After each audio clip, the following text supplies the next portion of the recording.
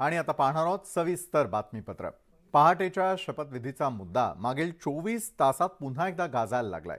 अजित पवार आणि देवेंद्र फडणवीसांनी पहाटे शपथ घेतली होती, त्यावरून सुरू झालेलं राजकारण नॉन स्टॉप सुरू आहे। देवेंद्र फडणवीसांनी एका खासगी वाहिनीला दिलेल्या मुलाखतीमध्ये शरद पवारांनी ऐनवेळी भूमिका बदलली असं वक्तव्य केलं आणि त्या वक्तव्यानंतर खुद्द शरद पवारांनीच गुगली टाकली। भाजप सत्तेसाठी कोणत्याही थराला जाऊ शकतो हे दाखवून द्यायचं होतं अशी गुगली टाकून शरद पवारांनी पहाटेच्या शपथविधीची विकेटच काढली आहे।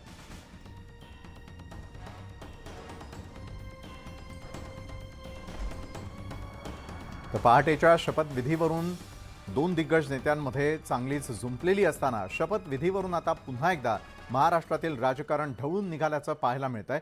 एका बाजूला फडणवीसांनी गौप्यस्फोट केलेला होता, त्यावर पवारांनी राजकीय खेळी करत गुगली टाकली आहे।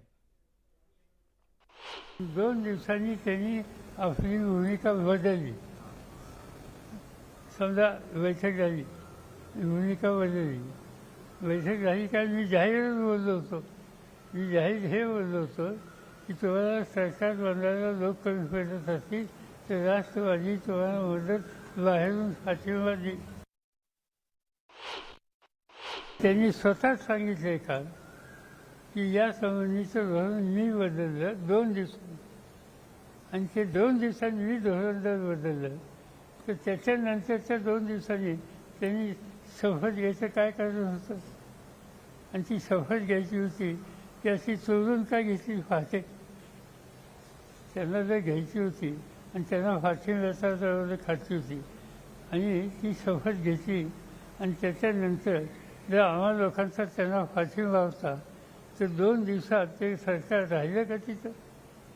2 दिवसात त्यांची सत्ता गेली, त्यांना त्यांचा राजीनामा द्यायला लागला। याचा स्वच्छ अर्थ आहे की सत्तेच्यासाठी आम्ही कुठेही जाऊ शकतो। ही जी त्यांची पावलं होती ती पावलं एकदा समाजाच्या सोबत यावीत या दृष्टीने काही गोष्टी केलेल्या होत्या। माझे एक सासरे होते, त्यांचं नाव सदू शिंदे, आणि हे देशातले उत्तम गुगली बोलर होते।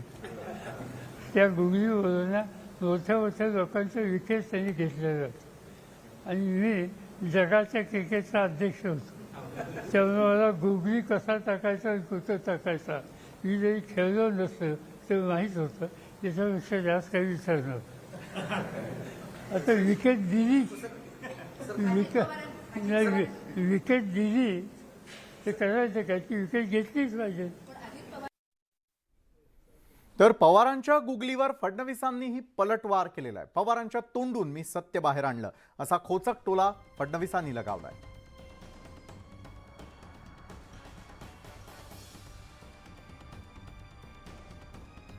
मला अतिशय आनंद आहे की शेवटी पवार साहेबांना सत्य सांगावं लागलं आणि मला असं वाटतं की मी जी गुगली टाकली त्यामुळे त्यांचं सत्य बाहेर आलंय, पण ते अर्धच आलंय।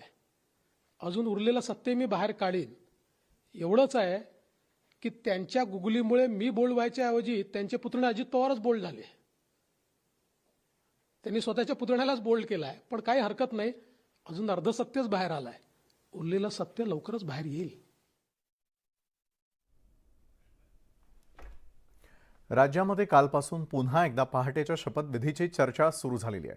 पहाटेच्या शपथविधीला पवारांची साथ होती आणि पवारांनी डबल गेम केल्याचा खळबळजनक आरोप देवेंद्र फडणवीसांनी केला, त्याला आता पवारांनीही प्रत्युत्तर दिलंय। गुगली बॉलवर विकेट दिली तर आम्ही का घ्यायची नाही असं म्हणत पवारांनी फडणवीसांच्या आरोपांचा चेंडू टोलावलाय। एकूणच काय तर पहाटेच्या शपथविधीवरून आत्ताही राजकारण रंगलंय, पाहूयात।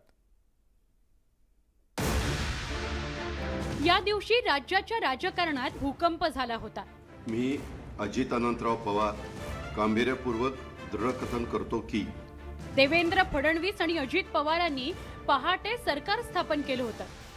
खरे तर एकीकडे महाविकास आघाडीकडून सरकार स्थापनेसाठी जुळवाजुळव सुरू होती, पण फडणवीसांच्या या राजकीय खेळीमुळे महाविकास आघाडीला जबर हादरा बसला होता। पण फडणवीसांचं ते सरकार औट घटकेचं ठरलं। पहाटेच्या शपथविधीला आता जवळपास 3.5 वर्ष उलटून गेली आहेत, पण अजूनही त्यावरून सुरू झालेलं राजकारण काही थांबायचं नाव घेत नाही। एका वृत्तवाहिनीला दिलेल्या मुलाखतीत देवेंद्र फडणवीसांनी या संदर्भात आणखी एक गौप्यस्फोट केलाय. आमची शरद पवारांबरोबर बैठक पार पडली होती. त्या बैठकीत महाराष्ट्रात भाजप राष्ट्रवादी काँग्रेसचं सरकार स्थापन करण्याचा निर्णय घेण्यात आला होता. तसंच सरकार कसं असेल याचा आराखडा तयार करण्यात आला होता. अजित पवार आणि मी त्या सरकारचं नेतृत्व करणार होतो. सगळे अधिकार आम्हाला दिले होते. त्याप्रमाणे आम्ही सगळी तयारी केली. पण शेवटच्या क्षणी शरद पवारांनी त्यातून माघार घेतली, रणनीती आखली आणि आमची दिशाभूल करून निघून गेले. त्यांनी आमच्याबरोबर डबल गेम केला. पण पाठीत खंजीर खुपसण्याचं काम उद्धव ठाकरेंनी केलं, असा दावा देवेंद्र फडणवीसांनी केलाय. हे तथ्य आहे. खरं तर माननीय शरद पवारांनी मंत्री, जिल्हे पालकमंत्री वाटप सुद्धा केलं होतं आणि अचानकपणे वन फाईन मॉर्निंग ते म्हणाले आम्ही काँग्रेससोबत जातोय. फडणवीसांच्या या गौप्यस्फोटामुळे आता राजकारण सुरू झालंय. राष्ट्रवादी काँग्रेसनं त्यावर पलटवार केलाय. या संबंधीचं धोरण मी बदललं 2 दिवसांनी, आणि ते 2 दिवसांनी मी धोरण जर बदललं तर त्याच्यानंतरच्या 2 दिवसांनी त्यांनी शपथ घ्यायचं काय कारण होतं, आणि ती शपथ घ्यायची होती ती अशी चोरून का घेतली पाहते. त्या मुलाखतीत फडणवीसांनी पवारांसोबतच उद्धव ठाकरेंवरही निशाणा साधला होता. त्याला संजय राऊतांनी प्रत्युत्तर दिलं. त्यात एवढं नवीन काय आहे? काय केलंय पवार साहेबांनी? आमच्याशी बोलत होते आणि मग बघा तुम्ही प्रयोग केला, तुमचा प्रयोग फसला.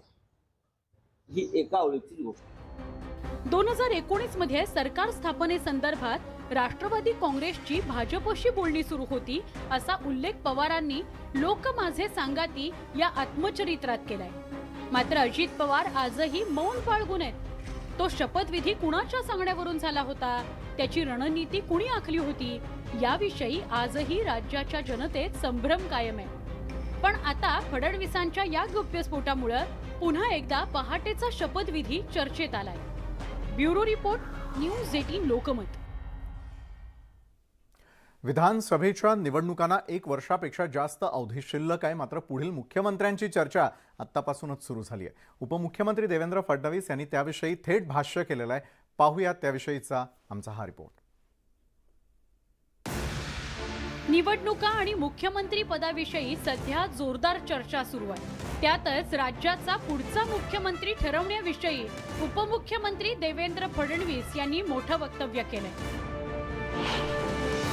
राज्याचा पुढचा मुख्यमंत्री ठरवण्याचा निर्णय पक्षातील वरिष्ठ घेतील, असं वक्तव्य देवेंद्र फडणवीस यांनी एका मुलाखतीत केलं. कोणत्याही पक्षाला आणि कार्यकर्त्याला हेच वाटत असतं की आमचा नेता मुख्यमंत्री व्हावा. पण 2024 ची निवडणूक एकनाथ शिंदे मुख्यमंत्री असतानाच आम्ही लढवू.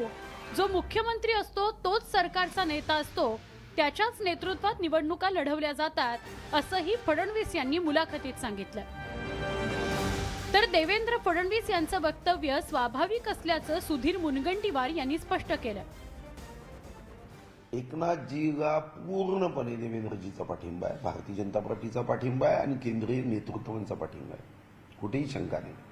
आणि मला व्यक्तिगत रीतीने वाटतं की हिंदुत्वासाठी सत्तेला पाठ फिरवून एकनाथ शिंदेजी भारतीय जनता पार्टीसोबत आले आहे.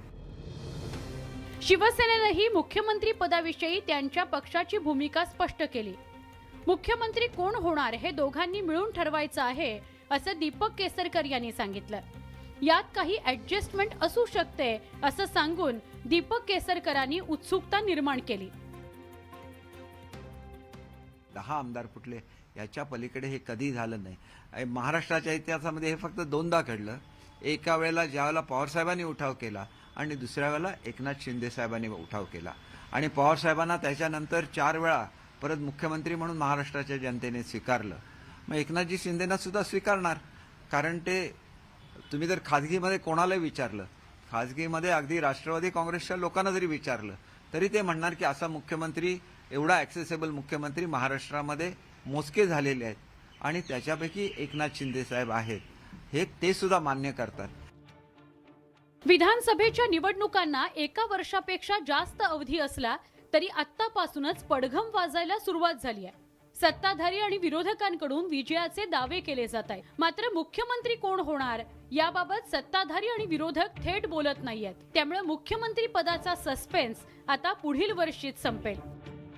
Bureau report, news 18 Lokmat. Break नंतर आपल्या सगळ्यांचं पुन्हा एकदा स्वागत.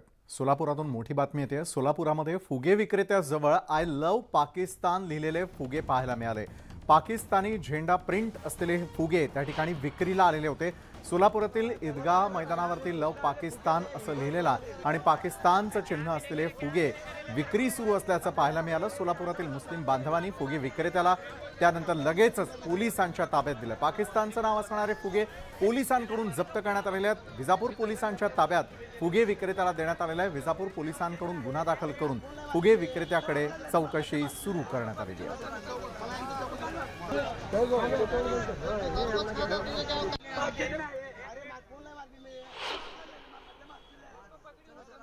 खरं तर सर्वच पक्षाने हे पाळलं पाहिजे की भारतामध्ये राहून पाकिस्तानचे गुणगान करणारे या शक्ती ज्या आहेत त्या उधळून टाकल्या पाहिजे, उद्ध्वस्त केल्या पाहिजे. पण जर राजकीय पाठिंबा असेल तर त्याला वेळ लागतो. पण देवेंद्रजी एकनाथजीचं सरकार हे अशा शक्तीला शोधून काढेल आणि त्या जमिनीत गाडल्याशिवाय राहणार नाही. तर या बातमीपत्रामध्ये आता वेळ झालेली इथेच थांबण्याची. ताज्या घडामोडींसाठी पाहायला विसरू नका न्यूज 18 लोकमत.